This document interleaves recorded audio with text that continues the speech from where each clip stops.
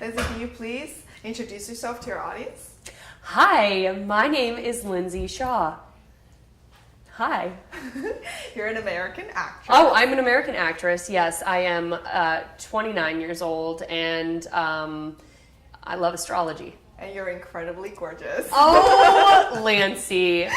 Girl, you know how to make a girl blush. I appreciate you. Thank you. Thank you. And Jeremy, can you please introduce yourself? My name is Jeremy Phillips. I'm a writer-director, and we're here to talk about my first movie. It's called One Ever One, and Lindsay stars in it. Awesome. Oh. And Lindsay, before we talk about the film, I just want to talk about your previous experiences, how you were cast in Nickelodeon at such a young age. How do you think that experience shaped your career later on? That was such an incredible first experience in this business, being cast in Nickelodeon. I think it was just, it was a great jumpstart into this business. You know, obviously getting a start that young and sort of getting your foot in the door places, that's really helpful.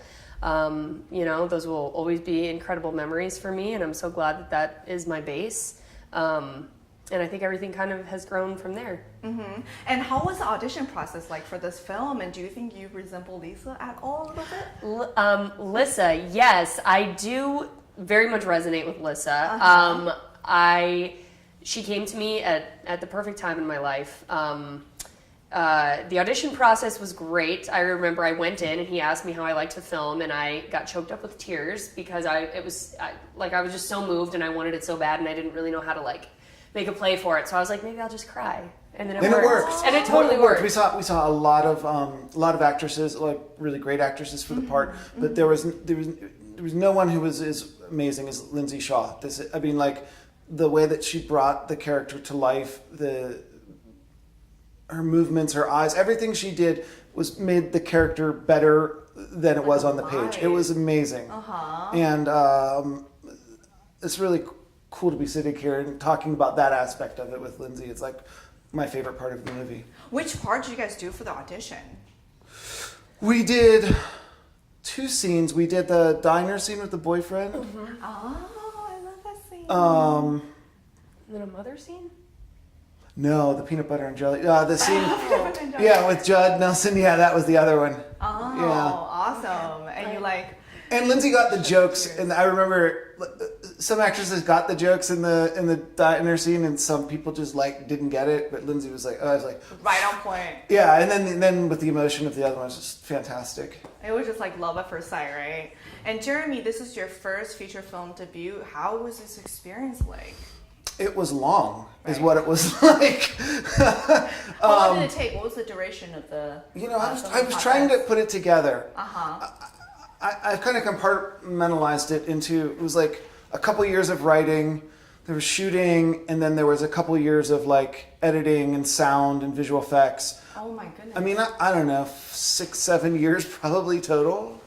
Oh my goodness. And another thing about it is every detail is really hyper specific to Lisa. Like, for example, the jacket that she wears is handmade. I actually picked out the fabric myself.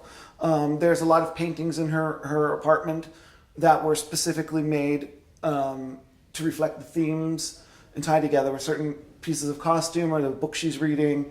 So all that took a lot of time, and we didn't have a lot of money, so it was an adventure. It was so much effort for such little money. What was the biggest obstacle that you guys ran into making this film? Sorry about that. The biggest obstacle, I think getting out of my own way to really just do these. I mean, yes, this is weighty stuff, but at a certain point you got to just go ahead and do. I'm just referring back to all those nights that I would sort of come to you and be. You'd be like, I think we need to shoot that again. again. We need to do that again. People are going to see that. That was awful. Yeah. That was way over the top, or that was way... You just get really insecure when it's something so personal. I mean, usually, with other stuff, you can kind of let it go, or lay it to bed at night, when it's done. But this one, this stuff, you're just like, no, that was really that was for real me. That was my own life right there, spilling out of me. And so you feel a little... vulnerable, really vulnerable. Did you get really emotional on set sometimes because it so resonates with you so much? Yeah, I actually remember this one scene. We actually got into a little bit of words once on set, and it was a great experience. Only once. We got along really, really well. But it was after we had got into these words. It was the take right after that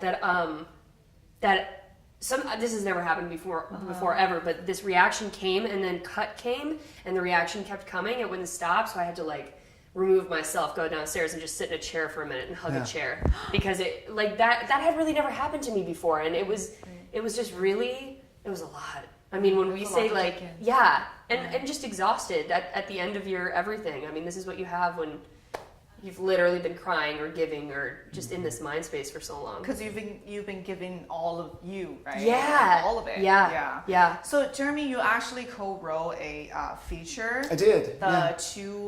Dig Graves. Two Graves that was released theatrically and on Netflix. How was that different from this genre? Oh, well, Dig Two Graves, I mean, that's really Hunter Adams' thing. I just tried to help craft the scenes and kind of give a shape to the story. I had lots of ideas, so my part was just trying to make the scenes work.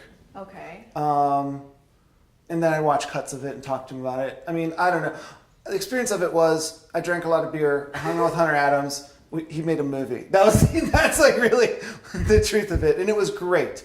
He did it. Everything was 1 year ahead of 1/1, like the release and everything. And he's also been a great resource for advice and emotional breakdowns, because he went through everything you can possibly happen in a movie happened on Dig Two Graves. Oh no. Jeez.